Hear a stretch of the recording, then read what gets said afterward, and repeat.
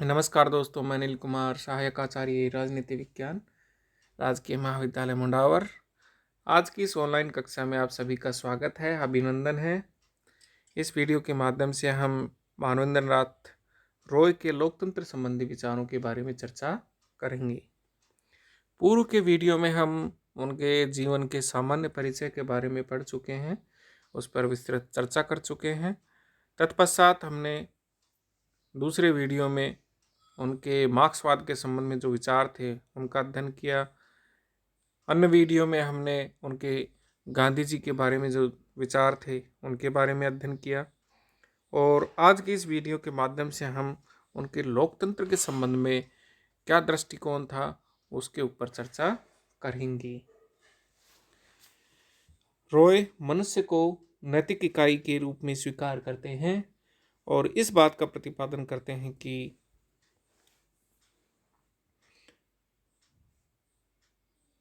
इस नैतिक मनुष्य का विकास स्वतंत्रता के आधार पर ही संभव है।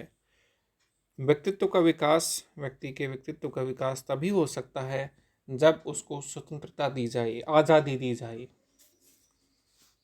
इसके अतिरिक्त रॉय के चिंतन के सबसे अधिक महत्वपूर्ण अंग मौलिक मानववाद के लक्ष्यों की पूर्ति सहज रूप में लोकतांत्रिक व्यवस्था के अंतर्गत ही संभव है। रॉय ने मार्क्सवाद की आलोचना करते हुए यह कहा था कि सोवियत रूस में मार्क्सवाद को जिस रूप में अपनाया गया है उसमें वह सर्वाधिकारवादी व्यवस्था में परिणत हो गया है। इन आधारों पर रॉय से आशा की जा सकती थी कि उनके द्वारा उदारवादी लोकतंत्र का समर्थन किया जाएगा। सिद्धांत रूप में वे लोकतंत्र को सर्वाधिकारवाद की तुलना में निश्चित रूप से श्रेष्ठ व्यवस्था मानते हैं, लेकिन उनका कहना है कि वर्तमान समय की लोकतांत्रिक व्यवस्था दूषित है और इसने हमारे मन मस्तिष्क में लोकतंत्र के प्रति आस्था को आघात पहुंचाया है। वे इस उदारवादी लोकतंत्र को समाप्त करने की बात तो नहीं करते, लेकिन लोकतंत्र के स्वरूप में भारी परिवर्तन की आवश्यकता बतलाते हैं। उनके द्वारा लोकतांत्रिक व्यवस्था की जो रूपरेखा प्रस्तुत की गई है उसे वे संगठित लोकतंत्र का नाम देते हैं। दोस्तों, 2 नंबर के क्वेश्चन के अंतर्गत आपका ये सवाल बनता है कि संगठित लोकतंत्र किसे कहते हैं। तो एम.एन. रॉय के द्वारा, यानी मानवेंद्रनाथ रॉय के द्वारा लोकतंत्र के जो उदार स्वरूप की बात कही गई है उसी को संगठित लोकतंत्र कहा जाता है। लोकतंत्र के स्वरूप में परिवर्तन के लिए वे कुछ सुझाव देते हैं और उनके ये सुझाव ही संगठित लोकतंत्र की रूपरेखा है। पहली बात है दोस्तों कि वे जन समितियों के माध्यम से समस्त कार्य करने की ओर समाज को अग्रसर करना चाहते हैं। जन समितियों के माध्यम से सारे कार्य संपादित करवाना चाहते हैं। रॉय ने अनुभव किया कि वर्तमान समय की लोकतांत्रिक व्यवस्था में राजनीति सत्ता केंद्रित हो गई है और उदारवादी लोकतंत्र में जिस चुनाव पद्धति का प्रचलन है उसमें योग्य व्यक्तियों के चुने जाने की कोई गुंजाइश नहीं है। वे जनता के बौद्धिक और नैतिक स्तर को ऊंचा उठाने की आवश्यकता अनुभव करते हैं और आज की लोकतांत्रिक व्यवस्था के दोषों का निवारण करने के लिए संगठित लोकतंत्र का आदर्श प्रस्तुत करते हैं, जिसका सबसे जो प्रमुख तत्व है वो है जन समितियों के माध्यम से समस्त कार्यों को संपादित करना। राजनीतिक दलों के बढ़ते हुए दुष्प्रभावों ने समस्त शासन की विचार शक्ति को कुंठित कर दिया है। विधि का शासन मात्र एक औपचारिक घोषणा बनकर रह गई है, इसलिए वह स्थानीय व्यक्तियों की जन समितियों के द्वारा वर्तमान प्रजातंत्र को संगठित करना चाहते हैं। उनके संगठित प्रजातंत्र में जन समितियों के सार्वजनिक कार्यों में अधिकाधिक भाग लेने की प्रेरणा और व्यवस्था है। ये जन समितियां संगठित लोकतंत्र के प्रभावशाली यंत्र और केंद्र के रूप में कार्य करेंगी। ये जन समितियां विवेकशील व्यक्तियों के सहयोग से स्थानीय, प्रांतीय और केंद्र की सामाजिक संस्थाओं की इकाई के रूप में कार्य करेंगी। इन जन समितियों के माध्यम से शिक्षित और सामान्य जनता के बीच प्रशिक्षण के रूप में सहयोग के प्रयास किए जाएंगे। इन समितियों के कारण राज्य के सर्वशक्तिमान होने का भय समाप्त हो जाएगा। राय सार्वजनिक कार्यों के प्रबंध में जनता के लिए अधिक महत्वपूर्ण भूमिका की आवश्यकता पर बल देते हैं और कहते हैं कि जन समितियों पर आधारित व्यवस्था में जनता को अधिक महत्वपूर्ण भूमिका प्राप्त होगी। विकेंद्रित सत्ता पर जोर या बल।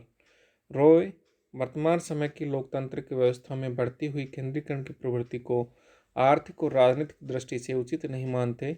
उन्होंने वर्तमान लोकतंत्र में केंद्रित सत्ता के स्वरूप को मानवीय विकास के मार्ग की भारी बाधा घोषित किया है।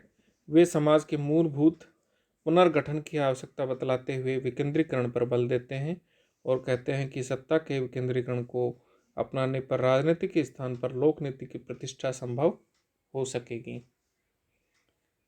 अगली बात है दोस्तों, दल विहीन लोकतंत्र की स्थापना पर बल। यह भी उनका एक महत्वपूर्ण विचार है। रॉय आज के लोकतंत्र का सर्वप्रमुख दोष राजनीतिक दलों की वर्तमान व्यवस्था को मानते हैं।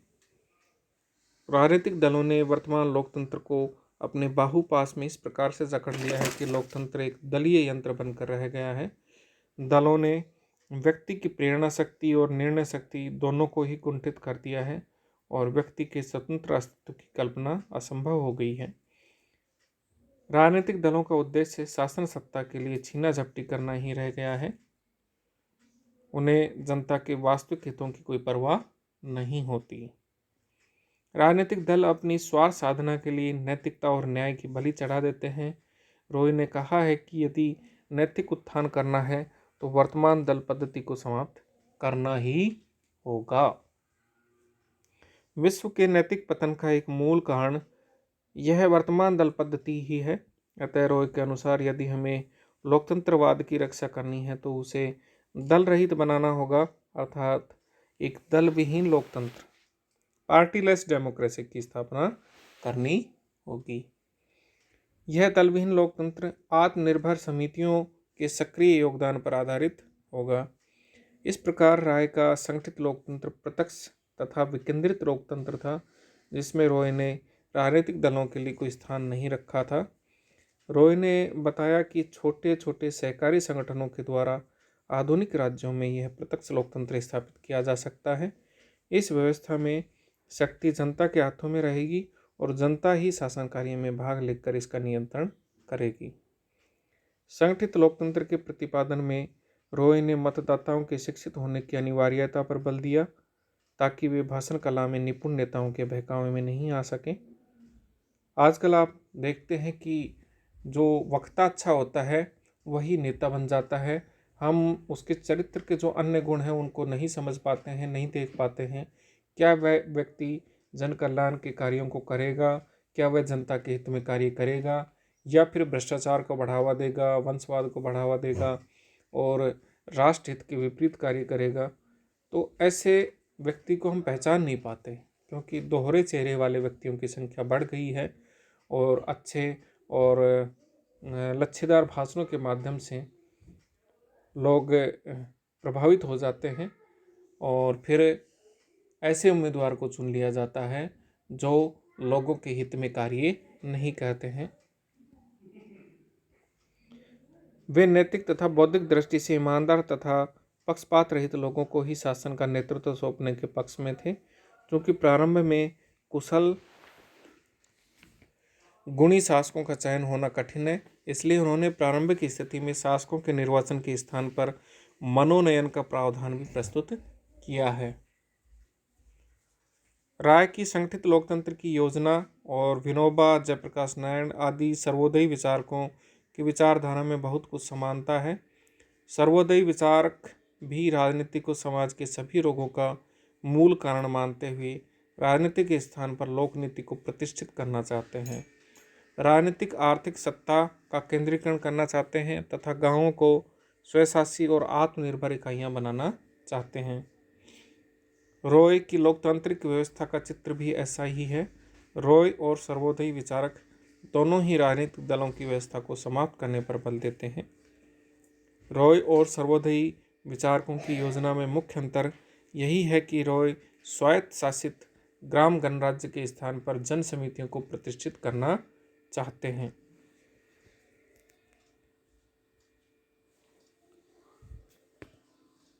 दोस्तों, ये एम.एन. रॉय के लोकतंत्र के संबंध में विचार थे और अब हम उनके आर्थिक विचारों पर चर्चा करेंगे कि उनके प्रमुख आर्थिक विचार क्या हैं। रॉय ने प्रचलित आर्थिक सिद्धांतों को अनुचित ठहराया है क्योंकि वे सिद्धांत व्यक्ति को एक स्वार्थी प्राणी मानकर चलते हैं। वास्तव मनुष्य तो स्वभाव से ही एक सहयोगी प्राणी है। यहाँ हम दोस्तों एक तुलना कर सकते हैं होब्स के मानव की, जो कि मनुष्य को स्वार्थी और दुष्ट मानते हैं, जबकि एमएन रॉय हैं वो मनुष्य को स्वभाव से एक सहयोगी प्राणी मानते हैं। जितना आप तुलनात्मक लिखेंगे उतना ही आपके अच्छे मार्क्स आएंगे। खैर, मनुष्य को एमएन रॉय के द्वारा एक सहयोगी प्राणी माना गया है और उसके इस सहयोगी रूप को विकसित करके ही स्वस्थ और आर्थिक दृष्टि से संपन्न समाज का निर्माण किया जा सकता है। रॉय के चिंतन का एक मूल तत्व है शोषण की प्रत्येक स्थिति और शोषण के प्रत्येक रूप का विरोध। रॉय का विचार है कि व्यक्ति को आर्थिक सुरक्षा प्राप्त होने अर्थात मूलभूत आवश्यकताओं की पूर्ति की परेशानियों से मुक्त होने पर ही वास्तविक स्वतंत्रता का उपयोग कर सकता है और अपना बौद्धिक तथा सर्वांगीण विकास कर सकता है। अतः समुचित आर्थिक नियोजन का मार्ग अपनाकर व्यक्ति को यह सुरक्षा प्रदान की जानी चाहिए। रॉय न तो पूंजीवादी व्यवस्था को पसंद करते हैं और न ही नियोजन की समाजवादी पद्धति को। पूंजीवादी व्यवस्था को रॉय इसलिए पसंद नहीं करते क्योंकि यह व्यवस्था ज़्यादा से ज़्यादा लाभ प्राप्ति के सिद्धांत पर आधारित है, जिसमें निर्धनों का शोषण होता है, गरीबों पर अत्याचार होता है। नियोजन की समाजवादी पद्धति उन्हें इसलिए अरुचिकर थी क्योंकि इसमें नियोजन एक सशक्त राजनीतिक यंत्र के माध्यम से किया जाता है और सामाजिक प्रगति के नाम पर व्यक्तिगत स्वतंत्रता की बलि चढ़ा दी जाती है। वे नियोजन की उस पद्धति को उचित ठहराते हैं जिसमें स्वस्थ लोकतांत्रिक प्रक्रिया का समावेश है। राय का सुझाव है कि औद्योगिकीकरण द्वारा भौतिक समृद्धि प्राप्त की जाए और आंतरिक व्यापार बढ़ाया जाए। वे विदेशी व्यापार की तुलना में आंतरिक व्यापार की बढ़ोतरी को अधिक महत्व देते हैं। रॉय ने जनता की क्रय शक्ति बढ़ाने की जरूरत पर बल दिया है। इसके लिए नए नए उद्योगों की स्थापना की जानी चाहिए जिससे अधिकाधिक संख्या में लोगों को रोजगार मिल सके, कृषि भूमि पर दबाव कम हो सके और किसानों की स्थिति में स्थायी सुधार हो सके। किसानों की आर्थिक स्थिति में सुधार के लिए रॉय ने भूमि के समुचित वितरण पर काफ़ी बल दिया है। उन्होंने अधिकाधिक सार्वजनिक निर्माण कार्य कराने का पक्ष लिया है जिससे जनता को आय के साधन उपलब्ध हो सके। रॉय ने उत्पादन साधनों का नियंत्रण जनता में निहित करना उचित समझा। रॉय ने व्यक्तिगत संपत्ति का विरोध नहीं किया, बशर्ते कि इसके आधार पर सामाजिक शोषण न किया जाए। संपत्ति का राष्ट्रीयकरण भी उन्हें रुचिकर न था क्योंकि इससे एक सर्वाधिकारवादी राज्य की स्थापना को बल मिलता है। रॉय ने वास्तव में निजी संपत्ति की मान्यता के साथ साथ संपत्ति के सहकारी स्वामित्व पर बल दिया और आर्थिक नियोजन को ऐच्छिक सहकारिता पर आधारित किया। उन्होंने आर्थिक क्षेत्र में राज्य की शक्तियों को सीमित रखने पर बल दिया। उनकी दृष्टि में यह उचित था कि राज्य अपना नियंत्रण विद्युत उत्पादन, कोयला, इस्पात और यातायात आदि विभागों तक ही सीमित रखे और शेष व्यवस्था मानव सहकारिता पर छोड़ दी जाए। राय शिक्षा को जनता के नियंत्रण से मुक्त रखने के पक्ष में थे।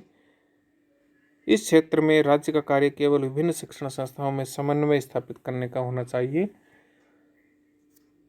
देश की आर्थिक स्थिति में सुधार के लिए राय ने औद्योगिकरण के साथ ही कृषि के विकास को अत्यधिक महत्व दिया, लेकिन उन्होंने कृषि के यंत्रीकरण का समर्थन नहीं किया क्योंकि इससे ग्रामीण क्षेत्रों में बेरोजगारी फैलेगी, उसका विस्तार होगा।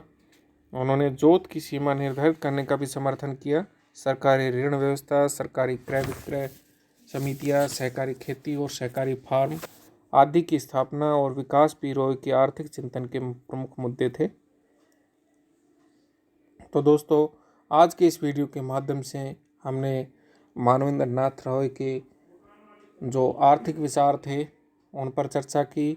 मानवेंद्र नाथ राय के जो लोकतंत्र संबंधी विचार थे उन पर चर्चा की, जिसमें प्रमुख रूप से हम उनके दल विहीन लोकतंत्र के संबंध में जो विचार हैं, संगठित लोकतंत्र के संबंध में जो विचार हैं, उन पर फोकस कर सकते हैं। संगठित लोकतंत्र के ऊपर 2 नंबर का सवाल बन सकता है, दल विहीन लोकतंत्र के ऊपर 2 नंबर का सवाल बन सकता है। तो छोटे प्रश्नों को ध्यान में रखकर भी आपको इनका अध्ययन करना है। दलीय लोकतंत्र को वो क्यों खतरनाक मानते हैं? क्योंकि उनका मानना है कि इससे व्यक्ति के विचारों में स्वतंत्रता नहीं रहती है, व्यक्ति एक दल विशेष के प्रति बंध जाता है और स्वतंत्र चेतना शक्ति का इससे पतन होता है, उसका ह्रास होता है। तो इस तरीके से ये विचार हमने पढ़े। आगे के वीडियो में हम उनके अन्य विचारों का अध्ययन करेंगे। धन्यवाद।